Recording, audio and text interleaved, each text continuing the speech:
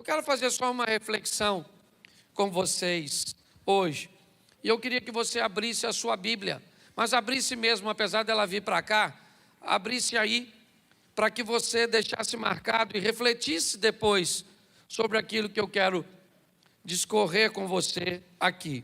João capítulo 3, verso de número 1. O encontro às escuras de alguém que tem muito a perder, de alguém que não quer ser descoberto, de alguém que está extremamente confuso, de alguém que é altamente conhecedor do Velho Testamento. Ele é um mestre, certo? Ele é um príncipe entre os fariseus, seu nome Nicodemos, mas ele vai procurar Jesus, porque algumas coisas não estão batendo muito na sua mente. Ele está com alguns pensamentos, com algumas discordâncias, ele está com dificuldade de entender. Todas as vezes que o Espírito Santo chega, todas as vezes que a palavra de Deus chega, ela vai romper alguns paradigmas, ela vai entrar em confronto, em atrito com algumas crenças, muitas vezes limitantes, com alguns valores que precisamos quebrar. E esse é um encontro muito especial, certo? João capítulo 3, verso 1, deixa eu ficar com essa tradução. Havia entre os fariseus um homem chamado Nicodemos, príncipe dos judeus. Este foi ter de noite com Jesus e disse-lhe: Rabi, bem sabemos que és mestre, vindo de Deus, porque ninguém pode fazer esses sinais que tu fazes, se Deus não for com ele. Jesus respondeu e disse-lhe: na verdade te digo, que aquele que não nascer de novo, não pode ver o reino de Deus. Disse-lhe Nicodemos: como pode um homem nascer sendo velho? Porventura pode tornar a entrar no ventre de sua mãe e nascer? Jesus respondeu: na verdade, te digo que aquele que não nascer da água e não espírito, não pode entrar no reino de Deus. O que é nascido da carne é carne, o que é nascido do espírito é espírito. Não te maravilhes de eu ter te dito: necessário vos é nascer de novo. O vento assopra onde quer, ouve a sua voz, mas não sabe de onde vem nem para onde vai. Assim é todo aquele que é nascido do espírito. Nicodemos respondeu e disse: como pode ser isso? Jesus respondeu e disse-lhe: tu és mestre em Israel e não sabe isso? Na verdade te digo, que nós dizemos o que sabemos e testificamos o que vimos, e não aceitais o nosso testemunho. Se vos falei de coisas terrestres e não crês, como crereis se vos falar das celestiais? Feche seus olhos. Senhor nosso Deus e Pai, em nome de Jesus, eis aqui a Tua palavra, continue falando conosco. Usa-me, ó Deus, como um canal de bênção nessa hora. Em nome de Jesus, em nome de Jesus. Amém, glória a Deus. Amém?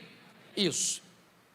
A primeira coisa que eu quero chamar a atenção de vocês é a maneira cujo qual o Senhor encara a individualidade das pessoas, a maneira cuja qual Ele aborda o nível de atenção que Ele oferece, a preocupação que Jesus tem de fazer uma abordagem muitas vezes individual.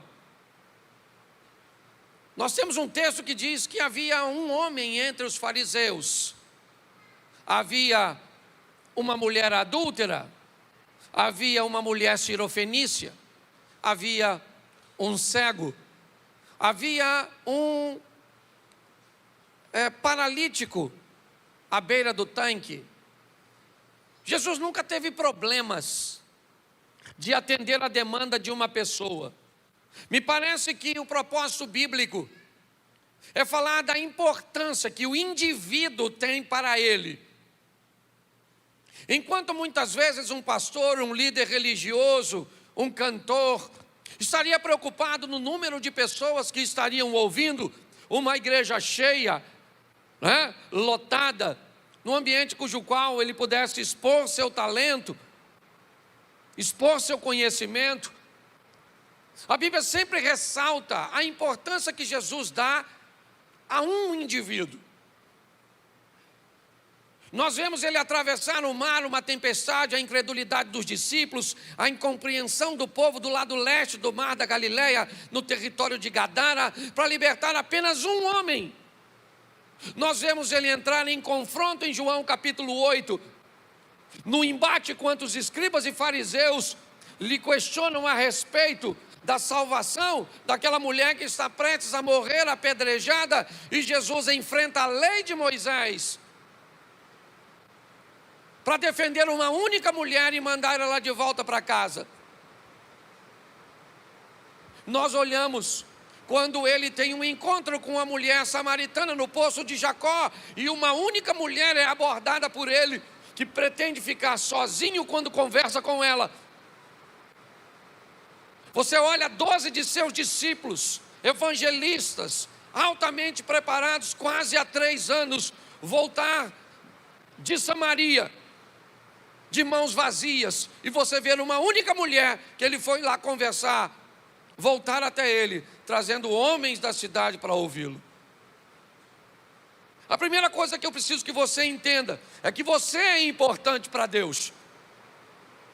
Talvez você não seja importante para as pessoas, porque não cumpre o protocolo da importância, o carro, a roupa, os utensílios, a casa e tantas outras coisas, que para algumas pessoas você tem que ter para se tornar importante.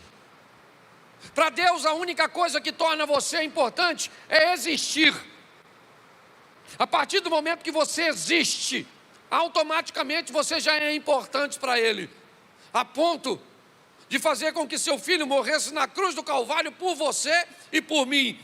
Não interessa a casa de que você mora, o carro que você anda, sua formação acadêmica. Não interessa se as pessoas acham que você é importante ou não dão nada para você ou por você. O texto diz que havia um homem entre os fariseus, e não interessa se é entre os fariseus, se é entre os adúlteros, se é entre os endemoniados, se é entre os endividados, não interessa. Se tem alguém, ele vai agir a favor desse alguém para mudar a história dessa pessoa. Me parece que nós estamos vivendo no meio de uma sociedade que busca reduzir a sua autoestima e sua autoimagem a zero. Vivemos um ambiente onde algumas pessoas se sentem privilegiadas porque têm um número de seguidores, um número de curtidas, um número de likes, e outras não têm. E se eu não tenho, então eu tenho que sentir menor do que outras pessoas que têm. Não é assim que as coisas funcionam no reino de Deus. O texto começa dizendo que havia um homem, e quem é esse homem? Ele é um príncipe entre os judeus, ele é um fariseu, ele é da turma da sinagoga, que não consegue entender o que Jesus está fazendo. Eles, por não entenderem, optaram por dizer que Jesus tinha demônio, que o poder cujo qual ele operava milagres era oriundo das trevas. Mas o texto diz que um dentre esses homens, seu nome Nicodemos, ele está confuso. Ele vai de noite encontrar-se com Jesus.